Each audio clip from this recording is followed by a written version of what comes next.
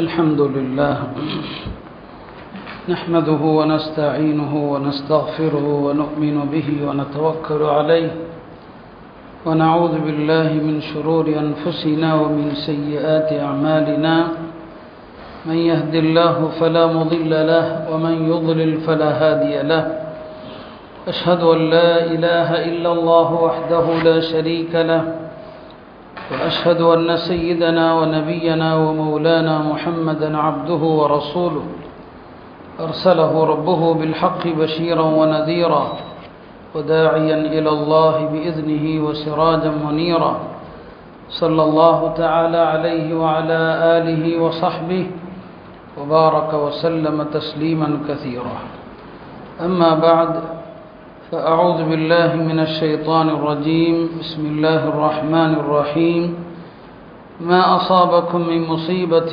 فبما كسبت أيديكم ويعفو عن كثير وقال النبي صلى الله عليه وسلم كتب الله المقادير قبل أن يخلق السماوات والأرض ب50,000 سنة وعرشه على الماء أو كما قال صلى الله عليه وسلم. கணியத்திற்குரிய அல்லாஹ்வின் நல்லடியார்களே, இஸ்லாமிய அடிப்படையான கோட்பாடுகளில் ஒன்று விதியை நம்புவது. உலகத்தில் நடக்கிற எல்லாமே அல்லாஹ் ஏற்படுத்திய அவன் விதித்த அந்த கட்டளைப்படி நடக்கிறது என்கிற நம்பிக்கை மிக அவசியமானது. நபி ஸல்லல்லாஹு அலைஹி வஸல்லம் அவர்கள் இந்த நம்பிக்கை இல்லாமல் யாருடைய இறை நம்பிக்கையும் செல்லத்தக்கதல்ல என்று சொன்னான். அல்லாஹ் ஒருவன் என்று நம்ப வேண்டும், நான் அல்லாஹுடைய தூதர் என்று நம்ப வேண்டும், மரணத்திற்கு பிறகுள்ள வாழ்க்கையை நம்ப வேண்டும், விதியை நம்ப வேண்டும். இந்த நான்கும் இல்லாமல் ஒரு மனிதனுடைய ஈமான் செல்லத்தக்கதல்லன்னு சொன்னான்.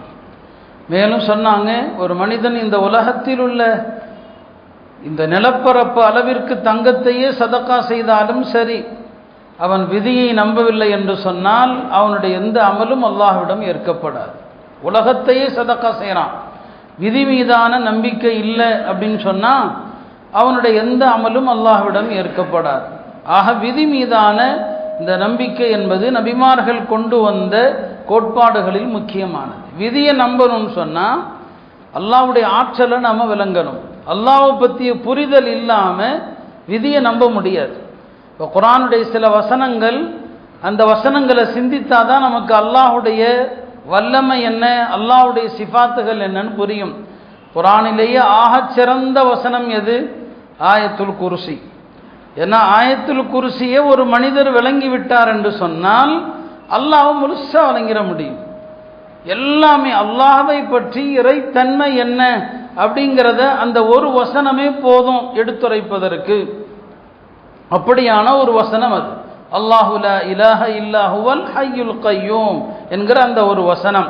அதனால தான் குர்ஆனில் அது சிறந்த வசனமாக கருதப்படுது. அருமையானவர்களே, விதியை நம்பணும்னு சொன்னால் அல்லாஹ்வுடைய இல்மை நம்பணும். அல்லாஹ் எல்லாவற்றையும் அறிந்திருக்கிறான். அல்லாஹ்வுடைய ஞானம் என்பது படைப்புகளுடைய ஞானத்தை போன்றதல்ல. படைப்புகளுடைய ஞானம் எல்லாம் குறுகியது, அற்பமானது தான். அல்லாஹ்வுடைய ஞானம் அப்படி அல்ல. வ அஹாத பி குல்லி ஷைஇன் இல்மா. குர்ஆனுடைய பல வசனங்கள் சொல்லும், எல்லா பொருளின் மீதும் அல்லாஹ்வுடைய ஞானம் சூழ்ந்திருக்கிறது. எல்லா பொருளுடைய ஞானமும் சூழ்ந்திருக்கு. தாவூத் அலைஹிஸ்ஸலாம் அவர்களுக்கு அல்லாஹ் அவங்க அல்லாஹ்வை துதிக்கிற நேரத்தில் மலைகள், பறவைகள் எல்லாவற்றுக்கும் அல்லாஹ் கட்டளையிட்டா அவரோடு சேர்ந்து துதியுங்கள். யா ஜிபாலு அவ்விபி மஅஹு வத்தைர், மலைகளே, பறவைகளே, தாவூதோடு சேர்ந்து நீங்களும் துதியுங்கள் அப்படின்னு சொன்னான்.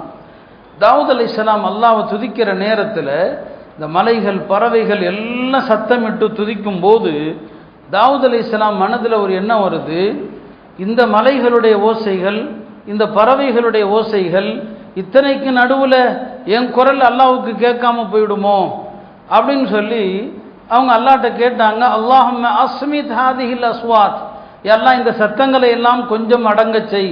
ஹத்தா தஸ்மா சௌதி, என் சத்தத்தை நீ கேட்கணும் அல்லவா, இந்த சத்தத்தை எல்லாம் அடங்க செய் அப்படின்னு சொன்னான். அப்போ அல்லாஹ் தஆலா தாவூத் அலைஹிஸ்ஸலாம் அவருக்கு அல்லாஹ் விளங்கணும்னு நினச்சான். அப்போ தாவூத் அலைஹிஸ்ஸலாம் நினைத்து விட்டார் போல் தருது, இந்த சத்தங்களுக்கு நடுவில் தாவூதுடைய சத்தம் அல்லாஹ் போய் எட்டாதுன்னு நினச்சிட்டாரோ, அல்லாஹ் உடனே ஜிப்ரீல் அலைஹிஸ்ஸலாம் அனுப்புனான்.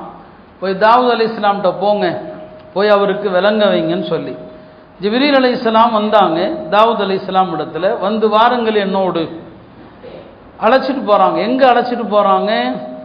மலை பூமிக்கு அடியில் மலையினுடைய ஆழத்துக்கு அழைச்சிட்டு போகிறாங்க. மலைகளை பற்றி சொல்லுவாங்க, மலைகள் இந்த உலகத்தில் நாம் பார்க்குற சிறிய பெரிய மலைகள் இருக்கிறது, நாம் வெளியில் எவ்வளவு பார்க்குறோமோ அதனுடைய 9 மடங்கு பூமிக்கு அடியில் இருக்குது. அதை நீங்கள் 10 போட்டிங்கன்னா ஒரு மடங்கு தான் வெளியில் இருக்குது, 9 மடங்கு உள்ளே இருக்குது மலைகள். எல்லா மலைகளும் அப்படி தான், உள்ள அதே அளவுக்கு நீங்கள் போனீங்கன்னா போயிட்டே இருக்கும். இப்போ ஜிப்ரீல் அலைஹிஸ்ஸலாம் அந்த மலையினுடைய ஆழத்திற்கே கொண்டு போனாங்க. அப்போ எப்படி இருக்கும்? ஆழத்துக்கே கொண்டு போய் அங்கே ஒரு சின்ன கல்லை எடுத்து தாவூத் அலைஹிஸ்ஸலாம் கையில் கொடுத்தாங்க. பிறகு அந்த கல்லை என்ன செஞ்சாங்க? ஜிப்ரீல் அலைஹிஸ்ஸலாம் சுக்கு நூறாக்குனாங்க. அதிலிருந்து ஒரு புழு ஒன்று வந்தது. அதிலிருந்து ஒரு சின்ன புழு, அந்த புழுவிலிருந்து ஒரு சின்ன ஓசை வருது. ஜிப்ரீல் கேட்குறாங்க, தாவூதே இது என்ன ஓசை தெரியுதான்னு சொல்லி, இது கேட்குதான்னு சொல்லி. லேசாக கேட்குற மாதிரி இருக்குது, கொஞ்ச நேரம் கேட்குது, கொஞ்ச நேரம் கேட்கறது இல்லை. இது இந்த புழுவனுடைய தஸ்பீஹ். இந்த தஸ்பீஹையும் உம்முடைய ரப்பு கேட்குறான். உலகத்தில் உள்ள எந்த ஓசைகளும் அவனுடைய கேள்வி ஞானத்தில், அவனுடைய கேள்வியில எந்த குழப்பத்தையும் ஏற்படுத்தாது. லா தஹ்தலிது அலைஹில் அஸ்வாத். எல்லாரும் ஒரே நேரத்தில் கேட்கறதுனால அல்லாஹ்வுக்கு இது இன்னாருடைய குரல் என்று பிரித்தறிவதில் குழப்பம் ஏற்படுமா? ஏற்படாது. விளங்கிங்க, அல்லாஹ்வுடைய ஞானம், அல்லாஹ்வுடைய அறிவு என்பது உங்களுடைய அறிவுக்கு எட்டாது. இந்த புழுவின் தஸ்பீஹையும் அல்லாஹ் துல்லியமாக கேட்கிறான்னு சொன்னான். இப்போ முதல்ல விதியை நம்பணும்னு சொன்னா அல்லாஹ்வுடைய இல்மை நம்பணும். முதல்ல அல்லாஹ் எல்லாவற்றையும் அறிந்தவன், எல்லா அறிவும் அவனுக்கு இருக்குது. இரண்டாவது, அல்லாஹ் தான் அறிந்த எல்லாவற்றையும் எழுதினான். அவன் எதையெல்லாம் அறிந்து எல்லாவற்றையும் அல்லாஹ் எழுதினான். அது ஹதீஸில் வருது. உலகம், இந்த வானங்கள் பூமி இதையெல்லாம் படைப்பதற்கு 50,000 ஆண்டுகளுக்கு முன்னால் அல்லாஹ் விதி எழுதிட்டான். வானங்கள் பூமி படைக்கப்பட்டு எத்தனை வருஷம் ஆச்சு அது நமக்கு தெரியாது. இதையெல்லாம் படைப்பதற்கு 50,000 ஆண்டுகளுக்கு முன்னால் கதபல்லாஹுல் மகாதீர், அல்லாஹ் எல்லா விதியும் எழுதிட்டான், எல்லாவற்றையும் எழுதி முடிச்சுட்டான். அப்போ அவனுடைய அரிசி தண்ணீரின் மீது இருந்தது. அல்லாஹ் முதல்ல பேனாவை தான் படைத்தான். அந்த பேனாவுக்கு உத்தரவிட்டா உக்துப் எழுதுன்னு சொன்னான். பேனா கேட்டது, எதை எழுதுவது? அல்லாஹ் சொன்னா உக்துப் இலா அன் தகூம ஸஆ, கியாம நாள் வரை நடக்க போகிற எல்லாவற்றையும் எழுதுன்னு சொன்னான். அப்போ அல்லாஹ் எல்லாவற்றையும் அறிகிறான். அவன் அறிந்த எல்லாவற்றையும் எழுதி விட்டான். எல்லாமே எழுதப்பட்டுடுச்சு. இந்த நம்பிக்கை நமக்கு வேணும், எல்லாம் எழுதி முடிக்கப்பட்டு விட்டதுன்னு சொல்லி. மூன்றாவது விஷயம் என்ன? அல்லாஹ் என்ன எழுதி இருக்கிறானோ அந்த எழுதியபடி அல்லாஹ் நடக்க வேண்டும் என்று என்ன நினைக்கிறானோ அதான் நடக்கும். அவன் எழுதியதுபடி அவன் நாடினால் என்ன நாடுறானோ அதான் நடக்கும். நாம நினைத்தபடி நடக்காது. பெருமானார் ஸல்லல்லாஹு அலைஹி வஸல்லம் அவர்கள் அன்னை ஹதீஜா அவர்களுக்கு பிறகு, ஹதீஜா ரலியல்லாஹு அன்ஹா மௌத்தாயிட்டாங்க. அடுத்து யாரையும் மனம் முடிக்கல. பெருமானார் ஸல்லல்லாஹு அலைஹி வஸல்லம் அவர்களுடைய கனவுல ஜிப்ரீல் அலைஹிஸ்ஸலாம் வந்தாங்க. வந்து பெருமானாருடைய அவங்க முன்னால காட்டினாங்க, ஒரு உருவத்தை காட்டினாங்க. இது யார் தெரியுமா இந்த உருவம்? இவர்கள் அபூபக்கருடைய மகளார் ஆயிஷா ரலியல்லாஹு அன்ஹா, இவர் உங்களுடைய மனைவின்னு சொன்னாங்க. அன்னை ஆயிஷா அவர்களை அசல வேறொருத்தருக்கு தான் பேசி முடிக்கப்பட்டிருந்துச்சு. அவங்களுக்கு வேறொரு மணமகன் வேறொரு மாப்பிள்ளையை பேசி வச்சிருந்தாங்க இல்லையா? அப்போதான் நபி ஸல்லல்லாஹு அலைஹி வஸல்லம் சொன்னாங்க, அல்லாஹ் என்ன எழுதினானோ அவன் எதை செயல்படுத்த நினைக்கிறானோ அதுதான் நடக்கும். அந்த வேறொருவருக்கு அவர்கள் மனைவியாகல்ல, பெருமானாருடைய மனைவியாக ஆனாங்க. சஃபியா ரலியல்லாஹு அன்ஹா யூத குடும்பத்தில் பிறந்த பெண். அவங்களுடைய தந்தை யூதர், அவங்களுடைய சகோதரர் யூதர். ஒரு யூதருக்கு ஏற்கனவே மனமாகி அந்த கணவருக்கு விண்ணங்க விட்டு பிரிஞ்சுட்டாங்க. இன்னொரு கணவரை பேசி வைக்கப்பட்டிருக்கிறது. இந்த நிலையில் அவங்க யாருக்கு மனைவி ஆகிறாங்க? பெருமானாருக்கு மனைவி ஆகிறாங்க. ஒரு யூத குடும்பத்தில் பிறந்த யூதர்கள் பெருமானார் ஸல்லல்லாஹு அலைஹி வஸல்லம் அவருடைய கடும் விரோதிகள் இல்லையா? அந்த குடும்பத்தை சார்ந்த ஒரு பெண் அல்லாஹுடைய தூதருடைய மனைவியாக வேண்டும் என்று அல்லாஹ் எதை எழுதினானோ அதுதான் நடந்துச்சு. அப்போ அல்லாஹ்வுடைய ஞானம், அல்லாஹ் பதிவு செய்தது, அவன் எதை நினைக்கிறானோ அதுதான் நடக்கும். இதான் விதி விஷயத்தில் மார்க்கம் தெளிவாக நமக்கு கற்றுத்தருது. இந்த விதியை நம்பியாக வேண்டும் இல்லையா? நபி ஸல்லல்லாஹு அலைஹி வஸல்லம் ஒரு தடவை தன்னுடைய 2 கரங்களில் 2 ஏடுகளை வச்சிருந்தான். வலது கையில் ஒரு ஏடு, இடது கையில் ஒரு ஏடு. இது என்னன்னு கேட்டாங்க சஹாபாக்கள். சொன்னாங்க, இந்த வலது கையில் இருக்கிற ஏடு இருக்கிறது, இந்த ஏட்டில் சொர்க்கத்திற்கு செல்லக்கூடிய எல்லாருடைய பெயரும் இருக்கிறது, அவர்களுடைய தந்தையர் பெயர் இருக்கிறது, அவங்களுடைய குடும்பத்தினருடைய பெயர் இருக்குது. வலது கையில் ஒரு ஏடு, அதில் சொர்க்கத்திற்கு யார் போவாங்க, அவங்க பேர் என்ன, அவங்களுடைய தந்தையர் பேர் என்ன, அவங்களுடைய குடும்பத்தினர் பேர் என்ன, எல்லாம் இருக்குதுன்னு சொன்னாங்க. இந்த பக்கம் இடது கையில் உள்ள ஏடு, இதில் நரகத்திற்கு யார் செல்வாங்க, அவங்க பேர் என்ன, அவங்க தந்தையர் பெயர் என்ன, அவங்களுடைய குடும்ப பேர் என்ன, எல்லாம் இருக்குதுன்னு சொன்னாங்க. இப்போ சஹாபாக்கள் கேட்டாங்க, யா ரசூலல்லாஹ், அப்போ இது எல்லாமே முடிவு செய்யப்பட்டதாக இருக்கிறது, எல்லாம் ஏற்கனவே தீர்மானிக்கப்பட்டுடுச்சு, இப்போ நாங்கள் அமல் செய்யாமல் இருக்கலாமான்னு கேட்டாங்க. ஏன்னா மனிதர்கள் அப்படித்தானே நினைப்பது உண்டு, அமல் செய்யாமல் இருக்கலாமே. இல்லை, அப்படி அல்ல. அல்லாஹ் யாருக்கு எதை விதித்திருக்கிறானோ அதன்படி நடக்கக்கூடிய வாழ்க்கை அவருக்கு லேசாகும். இதுதான் இதற்கான பதில். சொர்க்கம் என்று யாருக்கு அல்லாஹ் முடிவு செஞ்சானோ அவருக்கு, சொர்க்கவாதிகளுக்கான அமல் அவருக்கு லேசாகும். யாருக்கு நரகத்தை விதித்தானோ அவருக்கு நரகத்திற்குரிய அமல்கள் செய்வது கடினமாக இருக்காது. எனவே அமல் உலகத்தில் நாம் செஞ்சுதான் ஆகணும். உலகத்தில் நாம் என்ன அல்லாஹ் சொல்லுகிறானோ அதன்படி தான் செயல்படணும். விதியை நம்ப வேண்டும் என்று எல்லா இடங்களிலும் இந்த விதி மீதான நம்பிக்கையை பெருமானார் ஸல்லல்லாஹு அலைஹி வஸல்லம் சொல்லிக்கிட்டே தான் இருப்பாங்க. தோழர்களுக்கு அதை பல விதங்களில் புரிய வைப்பாங்க. ஆலமே அருவாகல ஆன்மாக்களுடைய உலகத்தில் ஒரு முறை ஆதம் அலைஹிஸ்ஸலாமும் மூசா அலைஹிஸ்ஸலாமும் சந்தித்து கொள்கிறாங்க. மூசா அலைஹிஸ்ஸலாம் ஆதம் அலைஹிஸ்ஸலாம் இடத்துல கேட்டாங்க, நீங்கள் தானே அந்த ஆதம், யாரை அல்லாஹ் தன்னுடைய ரூஹில் இருந்து படைத்ததா சொல்கிறானோ அந்த ஆதம் நீங்கள் தானே? எந்த ஆதம் இருக்கு அல்லாஹ் எல்லாவற்றையும் கற்றுக் கொடுத்தானோ அந்த ஆதம் நீங்கள் தானே? எந்த ஆதமுக்கு மலக்குகளை எல்லாம் அல்லாஹ் சஜிதா செய்ய வைத்தானோ அந்த ஆதம் நீங்கள் தானேன்னு கேட்குறான். ஆமாம், நான் தான் அந்த ஆதம். இதெல்லாம் சரிதான், இவ்வளவெல்லாம் அல்லாஹ் உங்களை சிறப்பித்தானே, நீங்கள் ஒரு தவறை செய்து உங்களையும் உங்கள் சந்ததிகளையும் இந்த சிரமப்படுகிற துனியாவுக்கு அனுப்பிவிட்டீர்களேன்னு கேட்டான். எல்லாம் அல்லாஹ் இவ்வளவுலாம் சிறப்பாக்குனா, ஒரு தப்பை பண்ணி நீங்கள் எல்லாத்தையும் இந்த உலகத்துக்கு அனுப்பிட்டீங்களே, நீங்கள் அந்த தப்பை செய்யாமல் இருந்தால் எல்லாரும் சொர்க்கத்தில் இருந்திருப்போமேன்னு சொல்லி ஆதம் அலைஹிஸ்ஸலாம் சொன்னாங்க, மூசாவே நீர் தானே அந்த மூசா? அவங்களும் திருப்பி அதே பாணியில் கேட்குறாங்க, நீர் தானே அந்த மூசா? யாரிடம் அல்லாஹ் உரையாடினானோ அந்த மூசா நீர் தானே? ஆமாம், அந்த மூசா நான் தான். யாருக்கு வேதத்தை எழுதி கொடுத்தானோ அந்த மூசா நீர் தானே? ஆமாம். உம்முடைய வேதத்தில் நீ படிக்கவில்லையா, என்னை படைப்பதற்கு முன்னாரே நான் இப்படி ஒரு தவறு செய்வேன் என்று அல்லாஹ் எழுதலையான்னு கேட்டான். என்னை படைக்கிறதுக்கு முன்னாலே அல்லாஹ் எழுதிட்டான், ஆதம் இப்படி ஒரு தவறு செய்வார், சொர்க்கத்திலிருந்து வெளியேற்றப்படுவார் அப்படின்னு தௌராத்தில் இருக்குதா இல்லையான்னு கேட்டான். ஆமாம் இருக்குது. அப்படியானா எதுக்கு என்ன குறை சொல்கிறீர்? ஆதம் அலைஹிஸ்ஸலாம் மூசாவை வென்று விட்டதாக பெருமானார் சொன்னான். ஆதம் அலைஹிஸ்ஸலாம் மூசாவை ஜெயிச்சுட்டாங்க. இந்த இடத்துல நாம் ஒன்றை புரிந்து கொள்ளணும், விதியை எங்கே சொல்லலாம், ஆதாரமாக எங்கே சொல்லக்கூடாது அப்படின்னா, நமக்கு வரக்கூடிய துன்பங்களின் போது விதியை சொல்லலாம், துன்பங்களின் போது விதியை சொல்லலாம். இப்போ கஸால நடக்குது இல்லையா, நான் அதற்குத்தான் இந்த விஷயங்களையும் எடுத்தேன். இது அந்த மக்களுடைய சோதனை விதி, இங்கே விதியை சொல்லலாம். நமக்கு வருகிற சோதனைகள், நம்ம ஆட்சியாளர்களால் வருகிற சோதனைகள், இங்கே விதியை சொல்லலாம். ஆனால் அதே நேரத்தில் ஒரு அடியான் பாவம் செஞ்சுட்டு விதியை சொல்லக்கூடாது.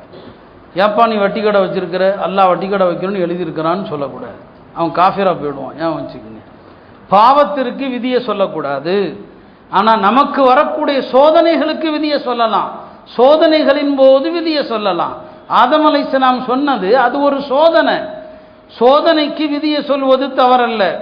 ஆனால் பாவம் செஞ்சுட்டு இந்த பாவத்தை நான் செய்யணும்னு நல்லா எழுதியிருக்கிறான் என்று சொல்வது இருக்கிறதே, அது ஷைத்தானுடைய குணம், அது சொல்லக்கூடாது, மார்க்கம் அதை தடுக்கிறது. ஆக இப்படி பெருமானார் ஸல்லல்லாஹு அலைஹி வஸல்லம் அவர்கள் இந்த விதியினான் நம்பிக்கையை அழுத்தமாக சொல்லுவாங்க. ஒரு கபரில் ஒரு மையத்தை அடக்கம் செய்வதற்கு ஒரு கபருக்கு அருகில் உட்கார்ந்துருக்கிறாங்க. அப்போ ஒரு குச்சியால் நபி ஸல்லல்லாஹு அலைஹி வஸல்லம் தரையில் அப்படி குத்திக்கிட்டே இருந்தாங்க. அந்த மாதிரி மையத்துக்குன்னு போனாலே நபி ஸல்லல்லாஹு ரொம்ப நேரம் ஆழ்ந்த யோசனையில் இருப்பாங்க, அமைதியாக இருப்பாங்க. அந்த நேரத்தில் உபதேசம் செய்வாங்க. அப்படி குத்திக்கிட்டே இருந்தவங்க திடீரென்று அப்படி தலையை உயர்த்தி சொன்னாங்க, ஒவ்வொரு ஆன்மாவும் அது எங்கே செல்கிறது என்பதை அல்லாஹ் ஏற்கனவே எழுதிவிட்டான். அது சொர்க்கம் செல்கிறதா நரகம் செல்கிறதா என்று அல்லாஹ் எழுதிட்டான்னு சொன்னாங்க. ஹஜ்ரத் அலி ரலியல்லாஹு அன்ஹு அவர்கள் கேட்டாங்க, யா ரசூலல்லாஹ், எழுதப்பட்டு விட்டது என்று சொன்னால் யாராருக்கு என்ன விதியில் எழுதப்பட்டிருக்கிறதோ அதன்படி விட்டு அமல் செய்யாமல் இருக்கலாம் அல்லவான்னு கேட்டாங்க. அப்போ நபி ஸல்லல்லாஹு இந்த ஆயத்தை ஓதுனாங்க. இதுதான் இல்லை, அப்படி கிடையாது. அல்லாஹ் யாருக்கு எதை நாடுகிறானோ அதன்படியான செயல்படுவதற்கு என்ன செய்யும், வழியை லேசாக்குவான். ஃபஅம்மா மன் ஆதா வஸத்தக பில் ஹுஸ்னா ஃபஸனுயஸ்ஸிருஹு லில் யுஸ்ரா வஅம்மா மன் பகில வஸ்தக்னா வகذب பில் ஹுஸ்னா ஃபஸனுயஸ்ஸிருஹு லில் உஸ்ரா. யார் எந்த அணியில் இருக்கிறாங்க, ரெண்டு அணி அல்லாஹ் சொல்லிட்டான். அந்த அணியில் இருந்தால் சொர்க்கத்திற்குரிய அமல் அவருக்கு லேசாகும், இந்த அணியில் இருந்தால் நரகத்திற்குரிய அணி அவருக்கு லேசாகும் என்பதை சொல்லிட்டாங்க. எனவே விதியை நம்பணும், ஆனால் அமல் செய்யாமல் இருக்கக்கூடாது என்பதையும் உணர்த்துறாங்க. அருமையானவர்களே, இந்த விதி மீதான நம்பிக்கை உலகத்தில் நமக்கு பல சோதனை வரும்போது தடுமாறாமல் பாதுகாக்கும். உலகத்தில் பல சமூகங்களையும் தற்கொலை இருக்குதா இல்லையா, எல்லாம் பாதுகாக்கணும். இன்னைக்கு நம்ம சமூகத்திலையும் கொஞ்சம் கொஞ்சம் இந்த தற்கொலைங்கிற முசீபத்து எட்டிப்பா இருக்குது இல்லையா. ஒரு காலத்தில் முஸ்லிம்களில் தற்கொலை என்பதே இருக்காது. ஆனால் இன்றைய காலத்தில் அது ஒரு தனி தலைப்பாக நாம் பேசணும். பாருங்க, உலகத்தில் மற்ற சமுதாயங்கள் எந்த நெருக்கடியும் அவர்களுக்கு உலகத்தில் இல்லை, ஆனால் தற்கொலை பண்ணுறாங்க. முஸ்லிம்கள் தற்கொலை பண்ண மாட்டாங்க எந்த சூழ்நிலையிலும். காரணம் என்ன? இந்த நம்பிக்கை தான், விதியின் மீதான இந்த நம்பிக்கை தான் முஸ்லிம்களை எந்த சோதனை வந்தாலும் அதை தாங்கக்கூடிய சக்தியை கொடுக்கும். எவ்வளோ பெரிய சோதனை என்ன, எல்லாத்தையும் தாங்குகிற சக்தியை இந்த கொடுக்கும். ஒரு காலத்தில் எந்த அளவுக்கு விதியை நம்புறீங்களோ சோதனை லேசாக தான் இருக்கும். இமாம் இப்னு ஹிப்பான் அவர்கள் பதிவு செய்கிறாங்க, அப்துல்லாஹ் இப்னு முஹம்மத் என்று ஒருவர் சொல்கிறாரு, ஒரு கடற்கரை பகுதிக்கு ஒரு படையில் அவர் போயிருக்கிறார். அப்படி போன இடத்துல அந்த கடற்கரையில் அப்படியே கொஞ்சம் தூரம் நடக்கிறாரு. நடக்கும்போது ஒரு சின்ன கூடாரம் தெரியுது. சரி பார்ப்போம் இந்த கூடாரத்தில் யார் இருக்கிறாங்க அப்படின்னு போகிறாரு. போனால் அந்த கூடாரத்தில் ஒரு மனிதர் இருக்கிறாரு, கை கால் செயல்படாமல் பார்வை இல்லாமல் இருக்கிறாரு. ஆனால் அவர் துவா செஞ்சுக்கிட்டு இருக்கிறாரு. என்ன துவா செய்கிறாருன்னு கேட்குறாரு. பார்த்தா அந்த அடியான் துவா செய்கிறாரு, அல்லாஹும்ம அவுஸிஅனி அன் அஹ்மதக ஹம்தன் யுகாஃபிஉ பிஹி ஷுக்ர நிஅமதிக் அல்லதி அன்அம்த அலை வஃபல்லல்தனி பிஹா அலா கதீரி மிம்மன் ஹலக தஃதீலா. ஓதுறார். இந்த துவாவுடைய கருத்து என்ன? அல்லாஹ் எப்போதும் உன்னை புகழக்கூடிய தௌஃபீக்கை எனக்கு கொடு. அந்த புகழ் நீ எனக்கு செய்திருக்கிற நியமத்துகளுக்கெல்லாம் நன்றி கடனாக இருக்க வேண்டிய புகழ். எல்லா மக்களையும் விட என்னை நீ சிறப்பித்திருக்கிறாயே, அதற்கு நான் உன்னை புகழணும்னு சொல்லி கேட்கிறார். இவருக்கு ஆச்சரியம், என்னடா இந்த அடியான் இவ்வளவு சோதனையில் இருக்கிறவர் எல்லாம் உன்னை புகழக்கூடிய தௌஃபீக்கை கொடுன்னு கேட்குறாரு. உடனே உள்ளே போகிறாரு. உள்ளே போய் கேட்குறாரு, நீங்கள் கேட்குற இந்த துவா எனக்கு ரொம்ப ஆச்சரியமாக இருக்குது. கை கால் எதுவுமே செயல்படலை, பார்வை இல்லை, நீங்கள் இப்படி துவா செய்கிறீங்களான்னு சொல்லி. இப்போ அவர் சொன்னார், வானமே என் மீது இடிந்து விழுந்தாலும் சரி, மழையே என் மீது சரிந்தாலும் சரி, இந்த கடல் என்னை விழுங்கினாலும் சரி, நான் அல்லாஹ்வை புகழ்ந்து நன்றி செலுத்தக்கூடிய அடியானாகத்தான் இருப்பேன்னு சொன்னார். என்ன வந்தாலும் சரி, என்ன அவன் விதித்தது நடப்பதனால நான் அதை பொருந்தி கொண்டு அவனை நான் புகழத்தான் செய்வேன் அப்படின்னு சொன்னார். ரொம்ப ஆச்சரியமாக இருந்தது. பிறகு அந்த பெரியவர் சொன்னார், நான் யார்கிட்டையும் உதவி கேட்க மாட்டேன், நீர் யாரென்று எனக்கு தெரியாது, ஒரே ஒரு உதவி எனக்கு செய்ய முடியுமா? என்ன சொல்லுங்க? எனக்கு ஒரு மகன் இருந்தான், அவன்தான் எனக்கு தொழுக நேரத்தில் என்னை அமர வைத்து உது செய்வித்து எனக்கு உதவியாக இருப்பான். இந்த பையன் வெளியே போனவன் 3 நாளாக காணோம், இந்த பையனை எங்கேயாவது தேடி பார்க்க முடியுமான்னு சொல்லி. சரி, இந்த உதவி கூட உங்களுக்கு செய்ய முடியலன்னா என்ன அப்படின்னு சொல்லிட்டு அவர் அப்துல்லாஹ் இப்னு முஹம்மத் அந்த பையனை தேடி வரலான்னு வர்றாரு. பாலைவனத்தில் ஒரு இடத்துல ஒரு காட்டு விலங்குகள் அவரை கொண்டு போட்டிருக்குது. அவர் மொத்த போய் இருக்கிறார். இது என்னடா இது, இந்த பெரியவருக்கு இப்படி ஒரு சோதனையா? இதை அவர்கிட்ட சொல்லலாமா வேண்டாமா? அவர் எங்கன்னு காணலன்னு சொல்லிடுவோமா? ஏன்னா இதை சொன்னால் அவர் இன்னும் தளர்ந்துடக்கூடாது, ஒரு பயம் அவருக்கு. அவர் நம்பிக்கையோடு இருக்கிற மனுஷன், நாம் இந்த சோகத்தை போய் சொல்லணுமான்னு சொல்லி அப்புறம் அவர் சொல்கிறார், இல்லை அய்யூப் அலைஹிஸ்ஸலாமுடைய சோதனையை விடவா இவருக்கு பெரிய சோதனை, சொல்லுவோம் என்று வர்றார். வந்து அந்த பெரியவரிடத்தில் கேட்குறாரு, அய்யூப் அலைஹிஸ்ஸலாமுடைய சரித்திரம் உங்களுக்கு தெரியுமான்னு சொல்லி. ஏன் தெரியாது? தெரியும். அய்யூப் அலைஹிஸ்ஸலாமை அல்லாஹ் குடும்பத்தாரை செல்வத்தை எல்லாவற்றையும் பிரித்து சோதித்தான். அவங்க எப்படி நடந்துக்கிட்டாங்க? அல்லாஹ்வை புகழ்ந்தாங்க, நன்றி செலுத்தினாங்கன்னு இவர் பதில் சொல்றாரு. ஒரு கட்டத்தில் குடும்பத்தார், ஊரார் எல்லாரும் வெறுத்தாங்க, அவங்க எப்படி நடந்தாங்க? அல்லாஹ்வை புகழ்ந்தாங்க. இது எல்லாத்தையும் சொல்லிட்டு கடைசியாக சொல்றாரு, உங்க பையனை காட்டு விலங்கு என்னங்க கொன்னுடுச்சுன்னு சொல்லி. உடனே அந்த பெரியவர் சொன்னாரு, எனக்கு இதில் எந்த துக்கமும் இல்லை, என் பையன் எந்த பாவமும் செஞ்சதில்லை, அவன் நரகம் செல்ல மாட்டான். என் குடும்பத்தில் யாரும் அல்லாஹ்வுக்கு மாறு செஞ்சதில்லை, என் மகன் அல்லாஹ்வுக்கு மாறு செய்யாத புள்ள, எனவே அவன் நரகம் செல்ல மாட்டான்னு சொல்லி ஒரு பெரிய பெருமூச்சு விட்டார். அப்படியே மூத்த போயிட்டார், அப்படியே மூத்தாயிட்டார். உடனே வந்த இவர் இன்னால் இல்லா சொல்லி அவருடைய துணிகளை எல்லாம் சரி பண்ணி முகத்தை மூடிக்கொண்டிருக்கும் போதே ஒரு 4 பேர் அந்த கூடாரத்துக்கு வர்றாங்க. வந்தவர்கள் விசாரிக்கிறாங்க, யாருங்க இவர் அப்படின்னு சொல்லி. இவர் சொல்றாரு, நான் வந்தேன், பார்த்தேன், துவா செஞ்சார் இப்படிலான்னு சொல்லி. அவங்க அந்த ஜனாசா யாருன்னு முகத்தை திறந்து பார்த்துட்டு அவங்க அழுகிறாங்க. சொன்னாங்க, இவர் சாதாரண ஆள் இல்லை, ஹஜ்ரத் இப்னு அப்பாஸ்ங்கிற பெருமானாருடைய தோழர் இருக்கிறாரே, அவரிடம் பணிவிடை செய்த மனிதர் இவர். இவருடைய கண்கள் எந்த ஹராமான பார்வையும் பார்த்ததில்லை, எப்போதும் அல்லாஹ்வை சஜிதா செய்கிற உடம்பு இவருடைய உடம்பு. அப்படிப்பட்ட மனிதருக்கு நாம் வந்திருக்கிறோம், அதனால இவருக்கு நம்ம கஃபன் செய்வோம், தஃபன் செய்வோம்னு சொல்லி எல்லாரும் சேர்ந்து அவரை அடக்குனாங்க. சொல்லுவாங்க, சில மையத்துகளுக்கு நாம துவா செய்கிறோம், சில ஜனாசால கலந்துக்கிட்டா அந்த ஜனாசா உங்களுக்கு துவா செய்யும். சரிங்களா? எத்தனையோ மையத்துகளுக்கு நம்ம துவா செய்வோம், ஆனால் சில மையத்துகள் இருக்கிறாங்க, நீங்க அவங்களுடைய ஜனாசால பங்கெடுத்தால் அவருக்கல்ல பாக்கியம், உங்களுக்கு பாக்கியம்.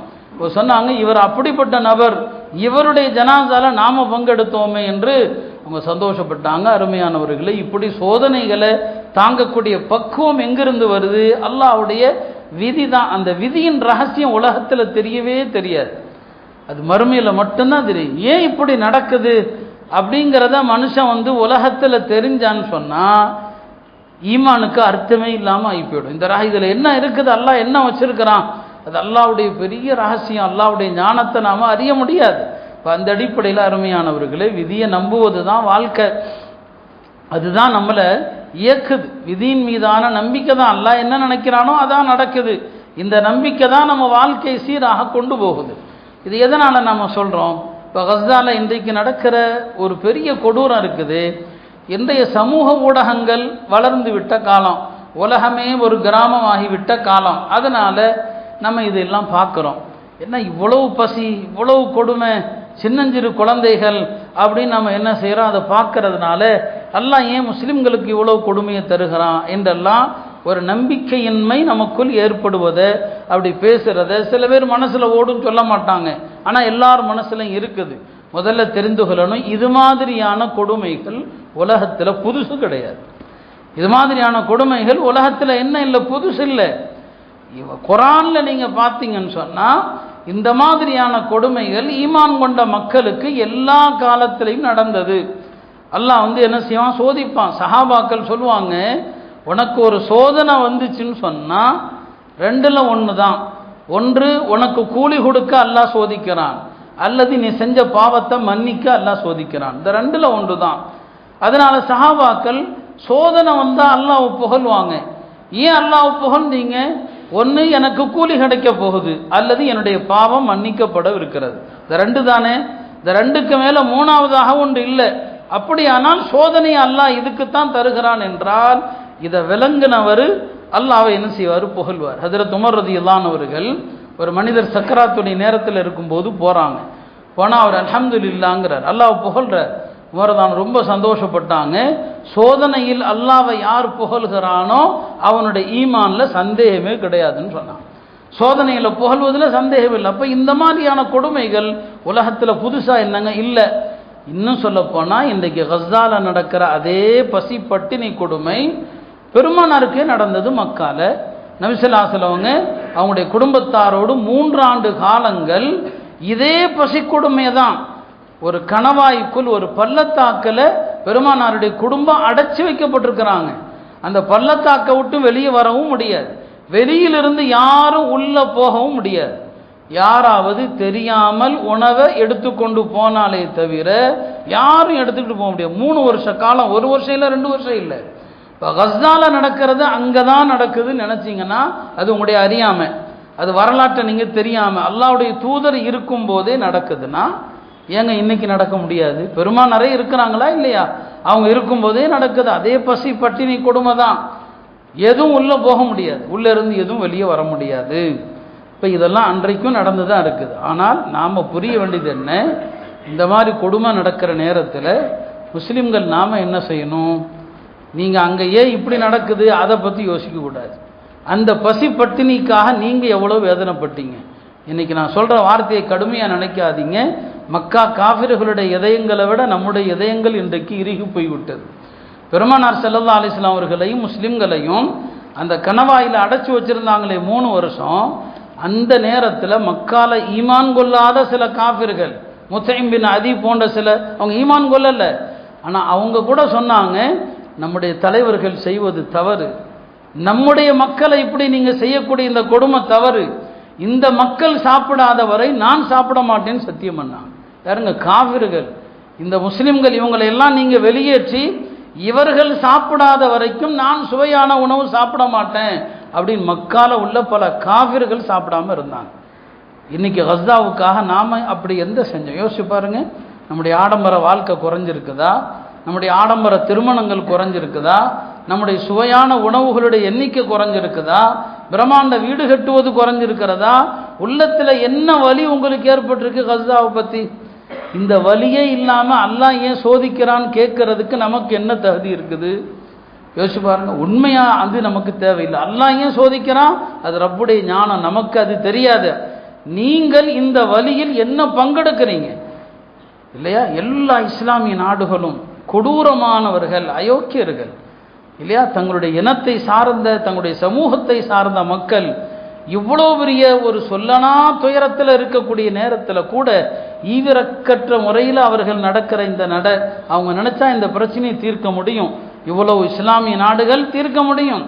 எந்த ஒரு நடவடிக்கையும் கிடையாது. இப்போ நாம அதிகாரத்தில் இல்லை, நாமே வேறொரு ஆட்சி அதிகாரத்தில் இருக்கிறோம். நம்முடைய உரிமைகளே பறிபோயிட்டு இருக்குது.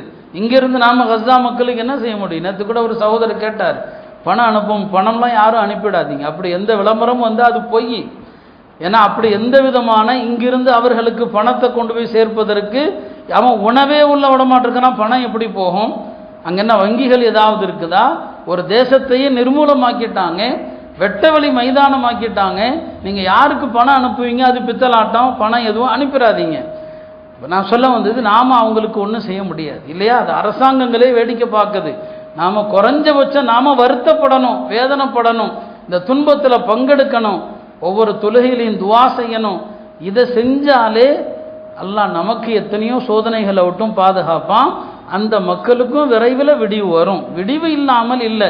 எவ்வளவு சோதனை உச்சத்துக்கு போகிறதோ அருகில் வெற்றியும் உதவியும் இருக்குதுன்னு அர்த்தம். குர்ஆன் சொல்கிறதா இல்லையா? ஒரு காலத்தில் நபிமார்களுடைய சமூகத்தை இப்படி தான் கடுமையாக சோதிக்கப்பட்டது இல்லையா? குர்ஆன் சொல்லுது, அம் ஹஸிபுத்தும் அன் தத்ஹுலுல் ஜன்னah, உங்களுக்கு முன் வாழ்ந்தவர்களுக்கு வராத சோதனைகள் வராம நீங்க சொர்க்கம் போகலான்னு நினைக்கிறீங்களா? மஸ்ஸத்துஹுமுல் பஸாஉ வல்லர்ராஉ, அவர்களுக்கு எல்லா விதமான உடல் ரீதியான நோய்கள், சிரமங்கள், வறுமை எல்லாம் வந்துச்சு. அல்லாஹ் சொல்லக்கூடிய உச்சக்கட்ட வார்த்தை என்ன? வஸுல்ஸிலு, உழுக்கப்பட்டார்கள் அப்படிங்கிறான். வஸுல்ஸிலு, உழுக்கப்பட்டாங்க. ஹத்தா யகூலர் ரசூலு வல்லதீன ஆமனூ மஅஹு, அல்லாஹ்வுடைய ரசூலும் ஈமான் கொண்ட மக்களும் கேட்டாங்க, மத்தா நஸ்ருல்லாஹ், அல்லாஹ்வுடைய உதவி எப்பதான் வரும்? இன்னைக்கு கஸ்ஸாவுடைய நிலைமை தான். மத்தா நஸ்ருல்லாஹ் அலா இன்ன நஸ்ருல்லாஹி கரீப், அல்லாஹ்வுடைய உதவி அருகில் இருக்கிறது. இந்த நிலைமை எப்போ வந்துருச்சோ, கடுமையா உழுக்கப்பட்டாங்க என்ற நிலைமை எப்போ வந்துருச்சோ, அலா இன்ன நஸ்ருல்லாஹி கரீப், அல்லாஹ்வுடைய உதவி பக்கத்தில் இருக்குது. சோதனை நமக்கு தெரியுதே தவிர அந்த சோதிக்கப்படுகிற மக்களோடு அல்லாஹ்வுடைய ஒரு உதவி இருக்கும், அது நமக்கு தெரியாது. அது நமக்கு தெரியாது. நம்ம சோதிக்கிற பார்க்குறோம், குண்டடியில் இருக்கிற குழந்தைகளை பார்க்குறோம் இல்லையா? பசி பட்டினியில் வாடி இருக்கிற மக்களை பார்க்குறோம். நான் அதே நேரத்தில் நமக்கு தெரியாது, அவங்க அல்லாஹ்வுடைய ஒரு உதவியை பார்த்துக்கிட்டு தான் இருப்பாங்க. அந்த உதவி இருக்க போய் தான் அவங்க முஸ்லீமாக இருக்கிறாங்க. இல்லைன்னா அல்லாஹ் பாதுகாக்கணும், என்றைக்கும் முர்த்ததா போயிருப்பாங்க, என்றைக்கும் மதம் மாறி இருப்பாங்க இல்லையா? இவ்வளவு சோதனையில் ஈமானை ஏன் விடுறதில்ல தெரியுமா? அங்கே ஒரு உதவி இருக்கும், அது நமக்கு தெரியாது.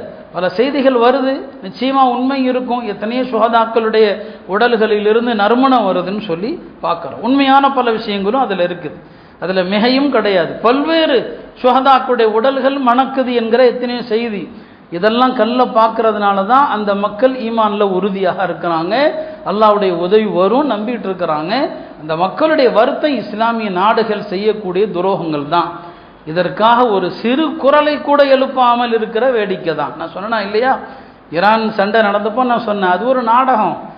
ஈரான்லாம் எந்த உதவியும் இப்போ எங்கே போச்சு ஈரான்? இப்போ ஏதாவது ஒரு ஃபோட்டோ வருதா பாருங்க, ஏதாவது ஒரு ஃபோட்டோ இப்போ வருதா? கொஞ்ச நாள் அந்த ஹொமைனியை போட்டுக்கிட்டே இருந்தாங்க இல்லையா, இப்போ எல்லாம் எங்கே போனாங்க? அவர் எங்கே போனார்? இருக்காரா முத்தா போயிட்டாரா? இந்த கொடுமையில் அவருடைய குரல் எங்கேருந்து வருது? அது உலக அளவிலான நாடகம். எந்த கட்டத்திலும் ஷியாக்கள் முஸ்லீம்கள், இப்போ அரபு நாடுகள் மற்றவங்கள விடுங்க, ஷியாவோ ஈரானோ முஸ்லீம்களுக்கும் இஸ்லாத்திற்கும் சாதகமாக இருக்கவே இருக்காது. எப்படி இருக்கும்? அவன் குழந்தைகளுக்கு ஈமான் களிமா என்ன சொல்லி கொடுக்குறான்? அஷ்ஹது அல்லா இலாஹ இல்லல்லாஹ் வ அஷ்ஹது அன்ன முஹம்மது ரசூலுல்லாஹ் வ அஷ்ஹது அன்ன அபா பக்ரி வ உமர் ஃபின்னார்னு சொல்லி கொடுக்குறான். அல்லாஹ் தான் ஒருவன், முஹம்மது அல்லாஹுடைய தூதர், அபூபக்கர் உமரும் நரகத்தில் இருப்பாங்க. இது அவனுடைய களிமா. இப்படி களிமா சொல்லி கொடுக்குறவன் முஸ்லீம்களுக்கு உதவி செய்வானா என்ன? ஹைர், அது ஒரு அரசியல். அதை நான் பேசினப்போ எத்தனை பேர் இப்படி எல்லாம் பேச வேண்டிய தேவையா இந்த நேரத்தில்னு கேட்டாங்க. சோதனைகள் வரலாம், ஆனால் ஈமான் மட்டும் பறி போயிடக்கூடாது. நம்ம ஷியாவை நம்பினா நம்ம ஈமான் பறி போயிடும். அவனுடைய ஈமான் மோசமானது, அவனுடைய நம்பிக்கை மோசமானது. எந்த நிலையிலும் நம்முடைய அஹ்லு சுன்னா கோட்பாட்டில் உறுதியாக இருக்கணும். நீங்கள் பலஸ்தீன மக்கள் அதில் தெளிவாக இருக்கிறாங்க. அவங்க அஹ்லு சுன்னாவுடைய கொள்கையில் ரொம்ப தெளிவான மக்கள். எனவே அருமையானவர்களே, அல்லாஹுடைய ஒரு விதி, இதெல்லாம் நடக்கும், இத்தகைய சோதனைகள் எல்லா காலத்திலையும் நடக்கும் என்பது ஏற்கனவே அல்லாஹ் எழுதி வச்ச ஒரு விதியின்படி இதெல்லாம் நடந்துட்டு இருக்குது. இதுக்கெல்லாம் அல்லாஹ் ஒரு அர்த்தம், ஒரு இது வச்சிருப்பான். கியாமத்துக்கு முன்னால இது போன்ற எல்லா விஷயங்களும் நடக்கும் என்பதை அல்லாஹ் ஏற்கனவே எழுதியிருக்கிறான். ஒரு ஹதீஸில் நபி ஸல்லல்லாஹு அலைஹி வஸல்லம் சொன்னாங்க, இன்னல்லாஹ தபாரக வ தஆலா யப்தலி அப்தஹு. அல்லாஹ் எதை கொடுக்குறானோ அதை கொண்டு அல்லாஹ் சோதிப்பான். அல்லாஹ் கொடுத்ததை பொருந்தி கொண்டால் அல்லாஹ் உங்களுக்கு பறக்க செய்வான். அல்லாஹ் எனக்கு என்ன தந்திருக்கிறானோ அதை பொருந்தி கொண்டா பறக்க செய்வான். அல்லாஹ் கொடுத்ததை பொருந்தல்ல பறக்கத்து இருக்காது. இன்னைக்கு பறக்கத்து இல்லைன்னு ஏன் சொல்கிறோம்? அல்லாஹ் கொடுத்ததை நம்ம யாருமே பொருந்தி கொள்வது கிடையாது. எனவே அல்லாஹுடைய விதியை பொருந்தினோன்னு சொன்னால் அல்லாஹாலா நமக்கு எல்லா விஷயத்தையும் லேசாக்குறான். ஒரு நீண்ட ஹதீஸில் நபி ஸல்லல்லாஹு அலைஹி வஸல்லம் அவங்கள்ட்ட சஹாபாக்கள் லேசான அமலை சொல்லுங்கள், லேசான அமலை சொல்லுங்கன்னு கேட்பான். நபி ஸல்லல்லாஹு ஒவ்வொன்றா சொல்லிக்கிட்டே வருவாங்க. அதில் கடைசியாக என்ன சொல்லுவாங்க தெரியுமா? லேசான அமல் என்ன தெரியுமா? அல்லாஹ் உனக்கு எதை விதித்தானோ அதில் நீ சந்தேகப்படாமல் இருப்பது. இதான் இன்னைக்கு அல்லாஹ் விதித்த விதியை சந்தேகப்படாதீங்க. இதான் உள்ளதிலேயே லேசான அமல், நிறைய நன்மையை பெற்று தருகிற அமல் என்று சொன்னான். எனவே அல்லாஹ் விதித்த விதியின்படி உலகத்தில் இப்படி நடக்கும். அதுவும் பைத்துல் முகத்தஸை சுற்றி, சரிங்களா, இஸ்லாம் வந்த நாளிலிருந்து பிரச்சனை தான். அந்த மண்ணில் பிரச்சனைங்கிறது இன்னைக்கு கிடையாது, இதற்கு முன்னாலும் இருந்திருக்கு. இப்போ நாம் எல்லாவற்றையும் பார்க்கறதுனால நமக்கு அது பெருசாக தெரியுதே தவிர அந்த மண்ணில் சோதனைகள் இருந்துக்கிட்டே இருக்குது. கியாமத்து வரைக்கும் இருக்கும், தஜ்ஜால் வர்ற வரைக்கும் இருக்கும், மஹதி அலைஹிஸ்ஸலாம் வர்ற வரைக்கும் இருக்கும். வரும்போது அந்த மண்ணில் வெற்றி நடக்குங்கிறது தான் நமக்கு சொல்லப்பட்ட சுப செய்தி. இதெல்லாம் நடந்தாலுமே கூட பலஸ்தீன் என்பது முஸ்லிம்களுக்கானது தான், அந்த மக்களுக்கானது. அல்லாஹ் அதை கூடிய சீக்கிரத்தில் வெற்றியாக்கி தருவான். நம்ம அல்லாஹ்விடத்தில் துவா செய்யணும். இந்த மக்களுடைய கஷ்டத்துக்காக கண்ணீர் விட்டு அல்லாஹ்ட்ட அழுங்க, நோன்பு வைங்க, தனிப்பட்ட முறையில் வணக்க வழிபாடுகள் திக்ருகள் செய்யுங்க. அந்த மக்களுடைய பேரில் நீங்கள் ஈசான் சவாப் செய்யுங்க. எல்லாம் இந்த தர்மம் எல்லாம் பலஸ்தீன மக்களுடைய துயரங்கள் நீக்குவதற்கு இதை வசீலாவாக ஆக்கு. நீங்கள் குர்ஆன் ஓதி அல்லாஹ் இதன் பொருட்டில் அந்த மக்களுடைய கஷ்டத்தை நீக்கு என்று அல்லாஹ்விடத்தில் துவா செய்யுங்க. முஸ்லிம்களுக்கு கஷ்டம் வரும்போது நாம் அந்த கஷ்டத்தில் பங்கெடுக்கிறதுக்கு தான் குனூத்து நாசிலா ஓதுறோம். நபி ஸல்லல்லாஹு அலைஹி வஸல்லம் இந்த சோதனை கால குனூத்துங்கிறது 5 வக்திலையுமே ஓதிருக்கிறாங்க. லுஹர், அசர், மக்ரிப், இஷா எல்லாத்திலையும் ஓதுவாங்க. சில நேரங்களில் மக்ரிபிலையும் இஷாலையும் மட்டும் ஓதிருக்கிறாங்க. அதிகமாக ஃபஜ்ரு தொழுகையில் ஓதுவாங்க, அதிகமாக ஃபஜ்ருடைய தொழுகையில் தான் ஓதுவாங்க. அந்த அடிப்படையில் தான் இப்போ ஃபஜ்ரில் குனூத்து ஓதுறோம். அதை நீங்கள் மனப்பூர்வமாக இந்த மக்களுடைய அந்த துவாவில் உங்களுடைய ஆமீன் வலியோடு வரணும், உள்ளத்திலிருந்து வரணும். அல்லாஹ் இந்த துவாக்களை நிச்சயமாக வீணாக்க மாட்டான். எல்லாம் அல்ல அல்லாஹ் பலஸ்தீன மக்களுடைய துன்பத்தை துயரத்தை விரைவாக நீக்கியருள்வானாக. வெற்றி கொள்ளப்பட்ட பலஸ்தீனிலே நாம் எல்லாம் சென்று தொழக்கூடிய பாக்கியத்தை அல்லாஹ் தந்தருள்வானாக. இந்திய முஸ்லிம்களாகிய நமக்கும் சோதனைகள் துன்பங்கள் வராமல் பாதுகாப்பானாக. وآخر دعوانا الحمد لله.